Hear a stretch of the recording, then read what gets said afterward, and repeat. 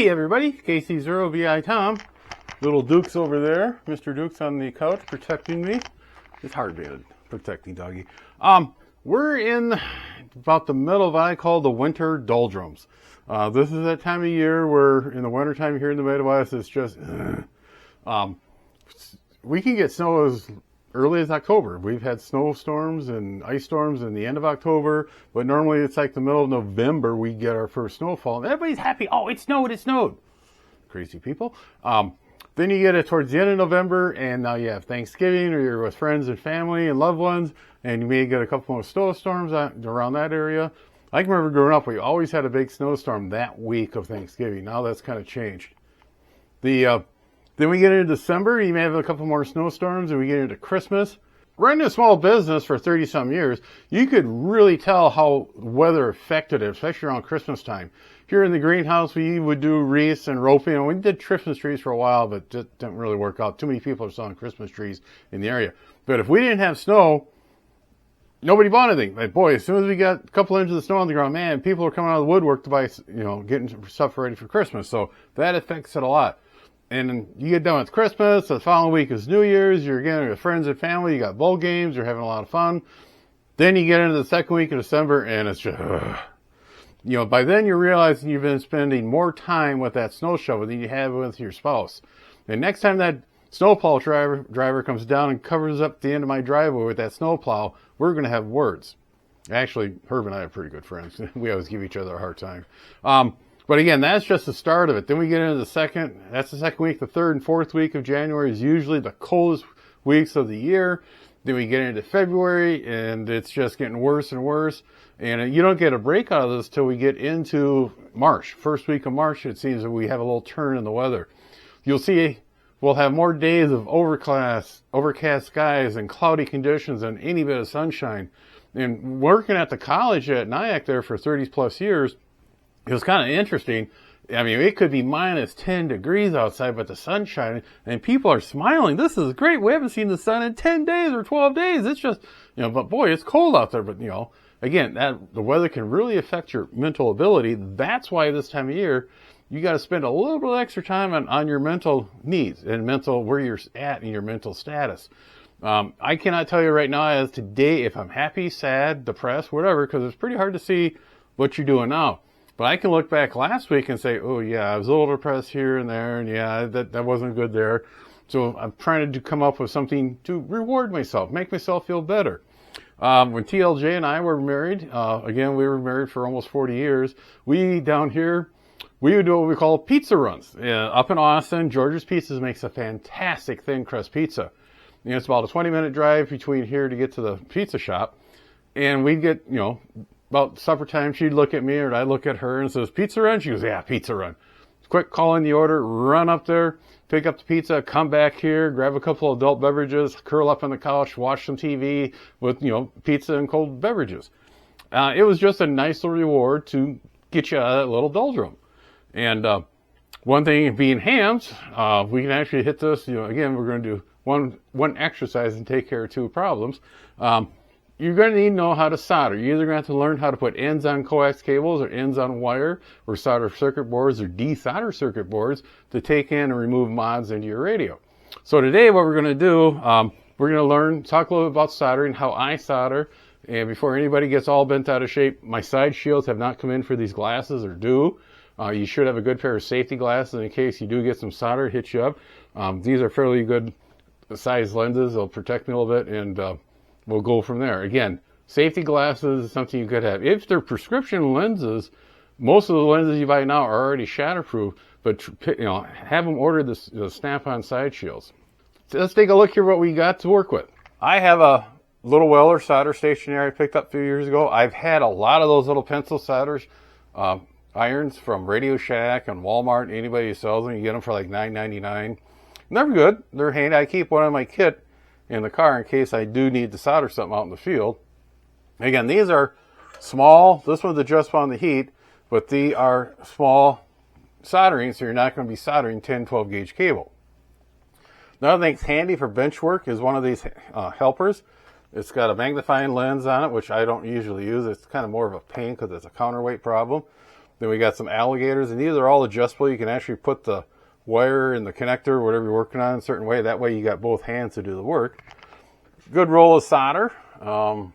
This is rosin core solder. We got a couple pieces of wire here. Then we got some crimp-on ends. We'll talk about these crimp-ons when we get to that point. I like to have a pair of needle nose and a pair of side cutters when I solder. And we'll go from there. Now, what we're going to do is do a couple solder connections. Then we're going to do some, talk about the spades, the crimp-on or solder spades. And of course the magnifying lens is in the way. On your solder pencil, you should either have a sponge, a wet sponge, I like using that, or they do so that it looks like a Brillo pad. You get in there and wipe down the oxide. Because just having this running, get it in the focal plane, hot like this in the iron, what can happen, that tip will oxidize. It'll actually start corroding the metal on it. So anytime you're not using it, but your iron is hot, what you want to do is just bathe it in solder. What I like to do is just kind of wipe it off and give it another little shot. Then go ahead and put that in there. And that's going to protect that tip in from oxidizing. And that's very important. And when we're soldering, the thing you got to remember is we want to heat up the connection as fast as you can without damaging it. Get the solder on there, then pull it back. It should have a good clean connection. If you are working with some old wire, you may have to take some sandpaper or emery cloth and wipe down the copper. We got here some, this is fairly brand new wire. This is 14 gauge wire. I bought a spool of it. I'm planning on making a dipole antenna this spring. And again, you want to make sure that the connection is nice and clean, so you always want to make sure you keep that tip bathed in solder when you're not using it. We'll try to keep this in the focal plane so you can see it. On the wire, what I like to do is go back roughly an inch. And I was taught how to strip with side cutters. The old man didn't think we needed a stripper. And I just kind of pinch down a little bit with the side cutter, rotate the wire 90 degrees, do that a couple times. Then you can easily, don't hit the keyboard, pull it off like that. And as you can see, the copper wire is nice and clean. And we'll just twist it up like so. And to keep my ADHD from going through the roof, we'll make sure that the two ends are even. Again, do a little lock on that, pull it, that one a little easier. Then again, we'll twist it like so. Now, some people say do not twist this. I always say yes, you do. That way we get a good connection. Now, what we're going to do here is known as a Western Union splice. This is developed by the engineers at Western Union back in the telegraph days. This is a connection they were looking for that is physically strong and is also good conductivity. Now what you want to do is once you get your wire stripped, make a little X and hold on to it. And let's see if I can get my fat fingers out of the way. Then we're going to rotate the one side, just rotate it around the other wire. Then it's like so. Then we'll do the same thing on this side, rotate it around like so. And now that we got it twisted up, this is a good strong connection. When we pull on the wires, that twist is going to cut into each other and be physically strong. Since it's wrapped, now we have more surface area touching the wire on wire. That'll give us more path for the current to flow. Also, when we get done and we bathe it with solder, that's going to protect the copper from oxidizing. We don't want to have rusty wire because that's going to induce a current drop, or voltage drop, voltage drop. That current's going to cause a voltage drop across that resistance and actually heat up and damage the wire. It'll also give another path electricity to flow through. Let's quickly do the other one, and we won't twist the wire.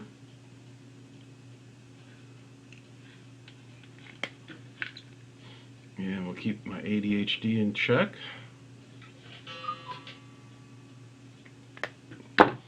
Now, what I've been told, we'll see if this works.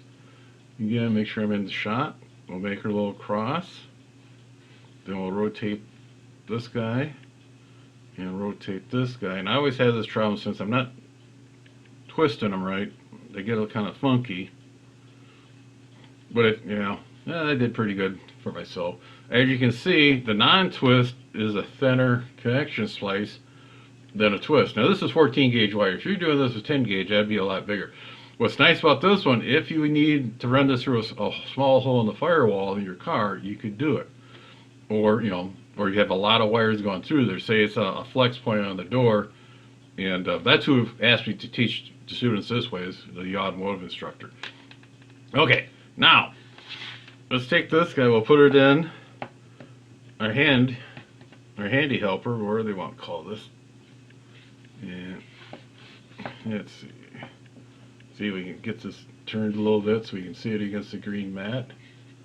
And hopefully we're still in focus. I'm going to zoom in here a little bit, just check the focus. We got our focus in. We'll take our tip, wipe it. We're going to add a little solder, protect the tip, but also that low blob of solder is going to cause a better heat transfer. Now the solder is going to melt on the soldering iron. That's why you call it a soldering iron. When you hold the soldering iron, you want to make sure you stay behind this finger guard. There's some pictures on the internet of a college promoting their electronics program that they have a student holding it down here by the tip. And the comment everybody's putting in on the Facebook about the college was, if you smell chicken, you're doing it wrong. But we'll clean it off a little bit. So again, a little bit of solder here. Now that's going to help transfer. If the soldering iron didn't melt solder, we just call it a hot stick. So what we're going to do is that little ball of solder is going to transfer the heat to the wire. And we'll let it sit and transfer. Then we can take and dab. There we go. I'm not touching the soldering iron, I'm just touching the wire, and the solder is flowing through the connections, going in between the small strands. We go on this side. Yeah, it is showing up good. And again, as we cover, we flood the whole connection. We'll slide our iron down so we get under here. Now we have the whole connection flooded with solder. Wipe my tip off. That will protect the covering. Now, somebody down below in the comments, the only time everybody's going to comment says, you're wasting a lot of solder. You don't need to put solder in your tip all the time. Trust me, you do. Just having that tip burn away like that, well, you're going to have to get a new tip. A little bit of solder is going to be a lot cheaper than the tip is going to cost you. And here we go. We got a nice strong connection. I could add a little more solder here in the bottom. As you can see, we got some bare copper. We can actually put this back in and heat it up. We'll set it off to the side. We'll throw a different one on. And wipe our tip. Make sure we're in focus here. There we go. Add our little ball of solder. Then we'll set this here. Oop, let's go more solder on. There we go. Again, I'll actually just start adding the solder down here, away from the tip, just to show you. And it takes a little bit. Now this is 14 gauge wire, so if you're doing larger, say 10 gauge wire or 8 gauge wire for like a power supply to a repeater or a amplifier, it's going to take a little longer. You would not want to use a small pencil iron like that. You would want to use one of the larger Weller guns, or a large gun, or even possibly a torch. I should find that. I have like a 30 amp Anderson plug, very large, and the PT Cruiser, the car we had at the time, there we go, the battery was buried. So if you had to jump it, it was really a pain to get to the post. There was a post on the firewall for charge, but you could never, it was really oxidized and it was hard to get a good connection on it. And this was just taking a little time. I probably don't have a good connection on this side, yeah. We'll move the tip over here. So I just cut the clamps off the jumper cable, soldered 1/2 of the Anderson plugs onto it. There we go, that's good. Is it showing? Oh good, it's just showing up. Hey, for once my demonstration's working. Then I had some 10 gauge wire. I put a couple eyelets and soldered on to the other side, the Anderson, and just mounted those eyelets on the battery post itself on the cable clamps. And it was really handy because you could actually put the jumper cables on the other car, then plug in the Anderson plug. You didn't have to worry about that little spark that would cause an explosion if you had any hydrogen gas coming out of your battery. Not bad. Okay. Now, let's talk about crimp ends, when you should and should not use a crimp end. Most crimp ends, you can see, here we go. You get that little seam there. That's where the two halves of this, where the wire goes through, comes together. Now most crimp tools, they have a little, like a little nipple or indentation on the crimp. Mine's gone. I loaned it to somebody. I haven't got it back yet. But everybody thinks you're supposed to put that little nipple on here on where the seam is. No, you're supposed to put it on the back side. So you're actually going to be crushing the back side up against the wires against the seam. I didn't realize that till I was crimping some ends and somebody told me I'm doing it wrong. I realized, so I started checking. Yeah, sure enough, that's how you're supposed to do it.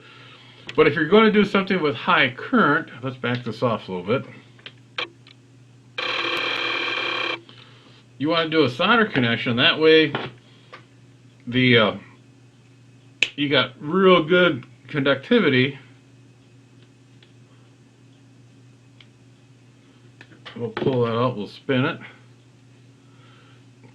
What I like to do on these ends, when I solder them, I slide this through, then kind of do a little nibble. When I pull it out, I know how much I'm supposed to cut off, because we don't want any wire getting underneath the spade or the eyelet, because that will cause a little bit of problem when you tighten it down.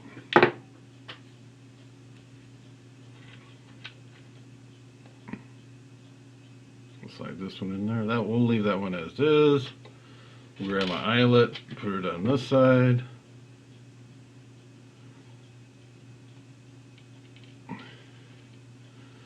You know, of course, during rehearsal it worked fine, but here we're getting some little threads stuck out, but we'll be fine. Now before we soldered the Western Union, we should have put the heat shrink over the on the wires so we could solder it. Then we could heat shrink it down. We're not going to do it for practice. I would not recommend using black tape because black tape will quit after a while and fall off. And on these crimp-on ends, it's just, soldering will give you a better connection electrically and stronger. So we wipe the tip off. We'll go ahead and get a little bubble here. We'll add this to the bottom side like so. Add a little more solder so we get better transfer. And since it's so freaking small, I'm sliding all over the place. Sorry about that. I'm not going to touch it. I don't want to smell chicken. Okay, I think we got enough heat in there now. Yeah, there we go. I'm not touching the solder iron. I'm touching the wire. We're going to slide that back a little bit. There we go. Not the prettiest, but you get the idea. You do some practice ones. By the time you get going on the real one, it'll look real good. So, and it fell off because I did it too fast. Should have waited a little bit longer for it to cool off. Okay, we'll remember that on this one. The fun of almost live TV. How's that?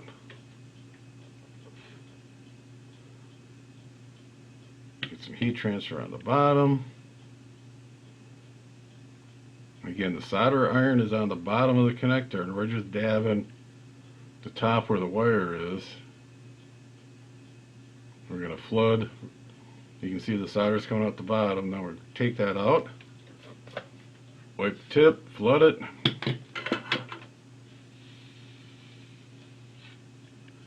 And this time, except for the little strand here and there, that's not too bad. Well, that didn't go too bad. We only had one little snafu. But again, when you get those dull drums and you got a little time and you got some scrap wire and some ends you don't use, I don't use those little blue ends that much. What I did was I pulled off the little insulation piece, which you normally have on crimp. We could have put this over the wire side of that and slide these back on if you wanted to make it look pretty. But again, this is just practice. So soldering is one of those little traits you're going to need to know how to do if you're a ham radio operator. Like I said, you're going to put ends on coax cables. You're going to do a little modification to circuit boards in the radios to add mods, remove mods. I do have some scrap circuit boards downstairs. The next video will probably do how to remove or add components. We'll stay with the leaded style components because they're a little bit easier. Removing the surface mount right now, I believe there's like 6 or 7 different sizes of surface mounts. When I first started in electronics and surface mounts first came out, the normal size of an IC chip was about the size of a pencil eraser. And now they're even smaller. So you really need the special tool for this type of size of the surface mount, the style they have. Again, we do have a hot air gun around here. We can show you how to remove some components, so you can actually turn on mods, your radio, if you want to do like the Mars mod or some of the other mods that are available on these radios, and some of the unknown mods, undocumented. You know, it's not a bug, it's a feature. So again, practice a little bit. Again, it's a little reward for yourself. It gets you a little happy. Hey, look what I did. I'm an amateur radio operator. I can solder. I know which end of a hot soldering iron not to touch, you know. Yeah, if you can do that, you're better than me. I've every once in a while grabbed the wrong end in a heist, you know, trying to get going. On that, thanks for watching. Any comments put down below. Do not say I'm wasting solder, because I'm not. This is how I've been soldering. This is how I was told how to solder. I very seldom have to replace the tips on the soldering irons because I keep good care of them. Right, Duke? Mr. Duke is ready for lunch. Right, what's for lunch? And we'll go from there. 7-3, everybody. Another one we're going to be doing is proper use of a DVM, well, your multimeter. I had a few people I've ran into over the Christmas break help them out in a problem. They weren't really using DVMs the way I think they should be used. And we'll talk about that. And there's some tools out there. One guy had, I told him to put that away or I was going to leave. It is not a safe device for checking electricity. And it's not a dead cat in a glass rod either. So 7-3, everybody. Take care. Be sure to tell your friends, neighbors, other hams. Subscribe, hit that bell to get notification when new videos come up. Add comments below. 7-3, everybody.